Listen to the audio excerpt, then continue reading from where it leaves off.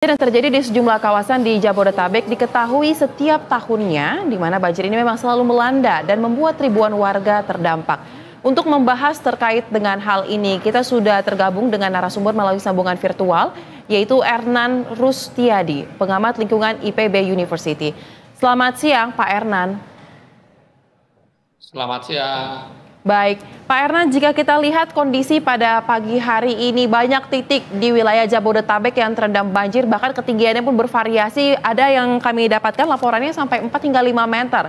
Nah, menurut analisa Anda, Bapak, apakah memang ini juga menjadi suatu hal yang sudah terprediksi terjadi karena mungkin ada penurunan muka daratan air, atau seperti apa sebenarnya analisa Anda melihat fenomena ini? Ya, kejadian banjir di kawasan Jabodetabek itu rutin terjadi ya, terutama di halo ya, Baik, boleh terutama dilanjutkan, Bapak? baik ya, terutama di musim-musim hujan seperti ini ya. Jadi yang harus selalu kita waspada itu ketika terjadi cuaca hujan ekstrim. Nah, ini yang paling berpotensi menimbulkan kejadian banjir itu ketika di musim hujan terjadi cuaca hujan yang ekstrim. Kejadian ekstrimnya kalau yang sekarang itu bukan karena ekstrim dalam waktu yang sangat singkat, tetapi hujan yang terus berlangsung selama berhari-hari ini ya. Kita sudah sekitar seminggu ini hujan terus, terutama di hulu sungai. Dan nampaknya kalau menurut ramalan cuaca juga kelihatannya seminggu ke depan juga masih akan terus hujan. Nah, jadi situasi seperti ini menyebabkan dua kemungkinan fenomena banjir ya. Yang satu adalah banjir di dataran rendah seperti yang sekarang kita saksikan di Ciledug ya. Jadi fenomenanya ancamannya biasanya ada dari dua sisi ya. Yang satu datang dari hulu, yang satu lagi kondisi setempatnya gitu ya. Baik. Dari hulu karena curah hujan tinggi di hulu membawa debit air yang besar dari hulu. Nah, ini kan masuk kawasan Cisadane ya. Nah, ini masuk ke arah Tangerang ini karena di hulunya juga curah hujannya tinggi. Nah, lalu kondisi setempatnya. Nah, jadi di setempatnya juga ketika berbagai faktor ya, mulai dari penurunan permukaan air tanah karena penyedotan air tanah dan sebagainya, lalu juga karena tutupan ruang terbuka hijau yang semakin menyempit, banyak ruang terbangun sehingga air sulit meresap ke dalam tanah, lalu juga karena ada fenomena, kalau yang lebih ke pesisirnya ada fenomena land subsidence ya, tanah turun karena rongga-rongga udara di dalam tanah semakin menyempit ya, dan tanah memadat. Belum lagi diperparah kalau kondisi sistem drainase yang tidak terpelihara dengan baik. Ada yang memang tidak terpelihara dengan baik karena tersumbat sampah dan sebagainya. Ada juga yang memang karena jaringan drainase yang dibangun selama ini sudah tidak lagi memadai dengan tren debit air yang di masa-masa curah hujan seperti ini debitnya tinggi sekali sehingga tidak cukup lagi begitu. Nah, ini banyak faktor yang terjadi. Nah, kalau yang di hulu fenomenanya adalah kemungkinan terjadinya banjir bandang ya. Di kawasan puncak kemarin fenomenanya banjir bandang karena ada di hulu-hulu sungai itu ada penyempitan, ada penyumbatan. Ketika penyumbatan itu karena longsor dan sebagainya, itu penyumbatnya sudah tidak kuat lagi, maka tiba-tiba ada aliran besar dan itu terjadi di kawasan puncak kemarin ya, di Cisarua. Baik, memang Pak Ernan, kita juga sempat ya tahu viral di media sosial bagaimana kondisi banjir bandang yang terjadi dari daerah puncak, dan ternyata beberapa hari kemudian di sejumlah titik di dataran rendah juga tergenang banjir karena beberapa faktor yang Anda katakan. Sebagai pengamat lingkungan, jika Anda bisa jujur, bagaimana kondisi lingkungan baik itu di hulu hingga ke hilir saat ini? Sudah dalam kategori yang rusak parah kah sehingga sebenarnya ketika curah hujan ekstrem ini sudah bisa dipastikan banjir itu akan separah ini juga? Atau kondisi lingkungannya masih dalam kategori yang lebih baik, namun hanya saja memang belum terjadi optimalisasi seperti pengerukan kali dan sebagainya. Seperti apa analisa Anda, Pak Ernan? Ya, ya secara umum Jabodetabek merupakan kawasan yang di satu sisi merupakan tulang punggung perekonomian nasional, ya, pusat ekonomi nasional di kawasan ini, sehingga menimbulkan banyak manfaat ekonomi, ya. Tapi di sisi lain merupakan kawasan yang relatif paling mengalami degradasi lingkungan, ya. Jadi degradasi lingkungan terjadi mulai dari menurunnya tutupan ruang terbuka hijau, ya. Eh, Ruang terbuka hijau semakin terbatas baik di hulu maupun di hilir, ya. Nah, ini degradasi lingkungan ini, ya, cerminan bahwa daya dukung, ya, lingkungannya memang sudah menurun. Daya dukung lingkungan menurun walaupun eh, potensi curah hujannya sama dibandingkan 10-20 tahun lalu, tetapi karena daya dukungnya sudah menurun, yang seharusnya tidak banjir jadi banjir, gitu ya. Daya dukung lingkungan menurun, bukan hanya ruang terbuka hijau saja yang semakin hilang, tetapi juga hilangnya berbagai situ dan rawa-rawa di dataran rendah, ya. Jadi dataran rendah di Jabodetabek ini sebenarnya memiliki banyak situ, ya. Di Ciledug ini juga, di situ ada situ Ciledug, ya, dan banyak situ yang hilang, ya, banyak rawa-rawa yang hilang yang sebenarnya secara alami fungsinya adalah penampung air, ya, ketika hujan basah seperti ini. Lalu juga banyak penyempitan badan sungai, ya. Jadi sungai yang lebarnya semakin menyempit karena bangunan yang terus mengokupasi badan-badan sungai dan pinggir sungai. Dan itu yang saat ini kita alami di Jabodetabek secara keseluruhan, ya. Dan saya rasa kejadian sekarang bukan yang terparah, ya, tapi kita tentunya tidak berharap akan lebih parah dari yang sekarang, gitu. Tapi tren yang seperti ini sebenarnya terulang terus, ya.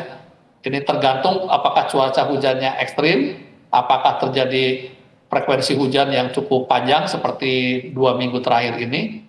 Nah, ini yang selalu menimbulkan potensi resiko banjir seperti sekarang ini.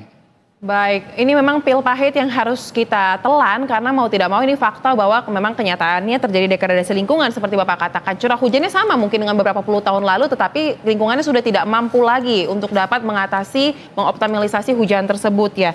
Nah, kemudian Bapak, kita juga tahu berbagai upaya coba dilakukan oleh sejumlah pihak termasuk pemerintah seperti pengerukan kali yang mengalami pendangkalan, got-got juga coba dibersihkan, bendungan juga dibuat untuk dapat mengatur bagaimana air ini dapat mengalir sehingga tidak menggenangi warga. Apalagi kira-kira opsi yang bisa dilakukan, Bapak? Ya, betul, ya. Jadi memang pendekatan natural, ya, melalui penghijauan nampaknya saat ini sudah tidak lagi cukup, ya. Juga harus ada pendekatan-pendekatan struktural, yaitu diantaranya membuat beberapa bendungan baru, ya. Lalu juga melakukan di beberapa titik memang mau tidak mau melakukan normalisasi sungai, sungainya diperlebar, lalu dindingnya diperkuat, dan juga ketentuan-ketentuan ke depan, ya, ketentuan-ketentuan tentang pembangunan gedung juga harus mengalami pembaruan, ya. Jadi kita belajar dari Tokyo, ya, itu saya rasa metropolitan pertama yang sudah berhasil, belum berhasil, ya, tapi secara umum sudah bisa mengurangi laju land subsidence karena kebijakan-kebijakan yang komprehensif, misalnya pengaturan misalnya yang sangat komprehensif, diantaranya bahwa gedung-gedung besar itu harus punya penampung air di bawahnya, lalu juga membuat terowongan-terowongan air di bawah tanah dan sebagainya. Nah, jadi artinya pendekatan alamiah atau natural nampaknya di beberapa titik, ya, terutama di kota-kota Jakarta, Tangerang, Bekasi ini sudah tidak bisa memadai lagi, gitu, kalau hanya mengejar ruang terbuka hijau. Maka pilihannya seperti itu, harus melakukan pembangunan infrastruktur lingkungan, ya, yang bisa mengantisipasi kejadian banjir seperti ini, ya. Baik. Lantas Bapak, satu hal lagi mungkin yang sangat penting untuk kita dalami dalam kesempatan kali ini adalah fenomena yang terjadi di daerah hulu, yaitu di Puncak Bogor kemarin yang banjir bandang terjadi. Kita tahu Puncak Bogor ini masih menjadi primadona bagi masyarakat Jabodetabek, daerah wisata sangat komersil, tetapi di satu sisi kondisi seperti sudah tidak kondusif juga Pak jika terjadi curah hujan yang cukup ekstrim seperti saat ini. Apakah ada saran juga mungkin yang bisa dilakukan oleh sejumlah pihak bagi juga itu masyarakat, bagaimana agar daerah Puncak Bogor ini tetap menjadi lingkungan yang sehat, tidak menjadi suatu titik yang menjadi ada potensi berbahaya juga jika terjadi curah hujan ekstrim? Ya, jadi sekali lagi Jabodetabek ini potensi bahaya bencananya dua ya. Yang pertama memang banjir, yang kedua longsor. Longsor itu di pegunungannya ya. Dan di pegunungannya bukan hanya longsor tapi juga banjir bandang, yaitu yang kemarin dan saat ini sedang mengancam kawasan-kawasan hulu sungai ya, termasuk di Cisarua. Nah, jadi di beberapa kawasan pegunungan ini ada area-area yang secara alami memang tanahnya bukan tanah yang stabil ya, karena berbahan induk piroklastik yang mudah tergerus begitu ya, sehingga di beberapa area seperti di hulu sungai Ciliwung itu memang tanahnya beberapa area itu bersifat piroklastik seperti itu, bahannya tufokan ya, sehingga dia secara alami pun terus-menerus mengalami longsor begitu. Dan ketika terjadi, jadi secara alami aja seperti itu begitu ya. Dan pada saat-saat tertentu seperti curah hujan tinggi seperti ini bisa terjadi penyumbatan seperti terjadi di tahun 2021 ya. Tahun 2021 kami saksikan itu ada longsoran di kawasan yang berhutan tetapi menyumbat, dan kemudian di Rawadulang dan Blok C di Tugu Selatan mengalami banjir bandang. Dan ini sekarang terulang di kampung pensiunan ya, masih di Tugu Selatan juga, dan ini menunjukkan bahwa seharusnya di kawasan-kawasan seperti ini di musim hujan seperti ini sekarang dimungkinkan untuk rutin melakukan pemantauan ke arah hulu-hulu sungai ya, pemantauan untuk melihat kemungkinan ada longsoran-longsoran di hulu sungai yang bisa menyebabkan penyumbatan dan terjadi banjir bandang. Itu sebenarnya harus dilakukan secara rutin. Dan di sisi lain, area-area yang memang rutin merupakan kawasan yang rawan untuk terjadinya banjir bandang secara alami, itu juga harus sebisa mungkin dibatasi pembangunannya, bahkan di beberapa tempat harus disterilkan.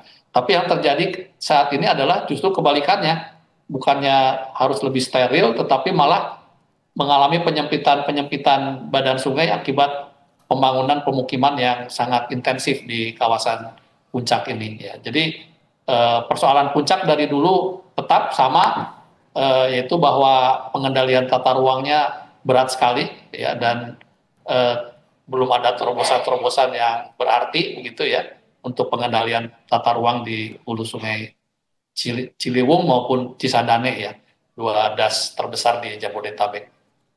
Baik, ini menjadi PR bersama khususnya bagi kepala daerah juga yang sudah terpilih kemarin untuk dapat lebih bertindak tegas lagi ya Pak mengenai pengelolaan tata ruang. Berat bukan berarti tidak mungkin, sehingga hal-hal yang berpotensi negatif bisa diatasi jika memang memiliki kebijakan dan juga implementasi yang sejalan. Terima kasih Bapak Ernan, pengamat lingkungan dari IPB, telah bergabung bersama kami di Breaking News Berita 1. Salam sehat, selamat beraktivitas.